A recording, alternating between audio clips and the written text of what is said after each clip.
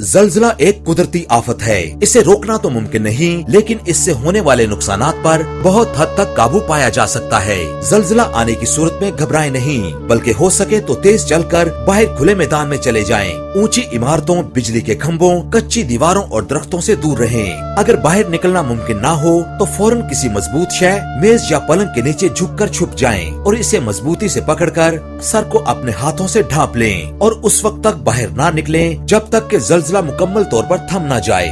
زلزلہ آنے کی صورت میں لفٹ کے بجائے سیڑھیوں کا استعمال کریں اور بجلی اور گیس کے مین کنیکشن کو فوراً منقطع کر دیں۔ کسی بھی آفت سے نمٹنے کے لیے گھر میں ہمیشہ ہنگامی بستے کا انتظام رکھیں۔ زلزلہ زدگان سے گزارش ہے کہ وہ اپنے علاقے کے متعلقہ ضلعی انتظامیہ کے ذریعے ریلیف کیمپ کا رخ کریں، جہاں حکومت بنیادی ضروریات فراہم کرنے کی ہر ممکن کوشش کرتی ہے۔ کسی بھی ہنگامی صورتحال میں ریسکیو محکمات سے رجوع کریں اور متعلقہ نمبرز پر رابطہ کریں۔ آفات سے محفوظ پاکستان، ہم سب کی منزل۔ National disaster management authority.